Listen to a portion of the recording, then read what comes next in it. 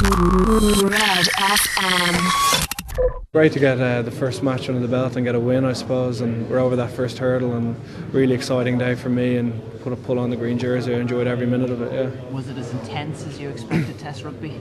It was definitely a very physical game. Maybe it wasn't the fastest game I've ever played in, but yeah, it was intense from a physical point of view. Put together some really nice passages in the first half, and then in the second half I think maybe our rustiness, having not played together in a while, showed through a bit more, and I think also the Italians defended a little bit better.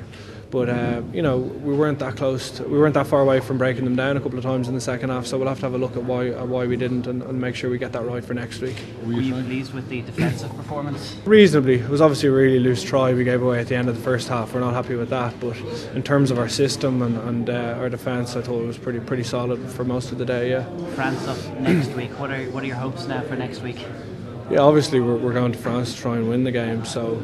It's going to be a step up from today, and we know the French are very dangerous, especially in the Stade de France. So we're going to have to start from Monday, get our training right, get our video right, and look to how we're going to go to France and get a win. I mean, I thought I had a reasonably solid game. Maybe didn't get as much ball in hand as I would have wanted. I think most of the guys feel like that, but yeah, I'll keep my head down in training this week and see what happens. From your point of view, was there anything different you were trying to do in the second half that might have affected the performance, or was it something the Italians changed?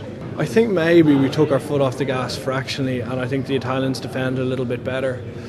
Their kicking game was quite good in the second half. They kept us pinned back quite well.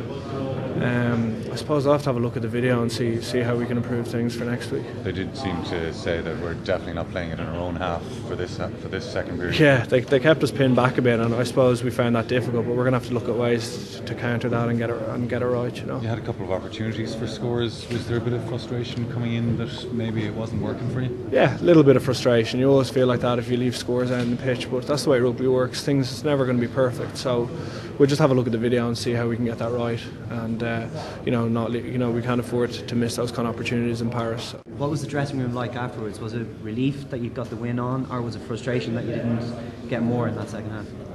Reasonably content dressing room, considering it's our first game together in a while. As you say, we probably didn't play as well as we played to our potential, but we're happy to get the win at the end of the day. So. Red FM.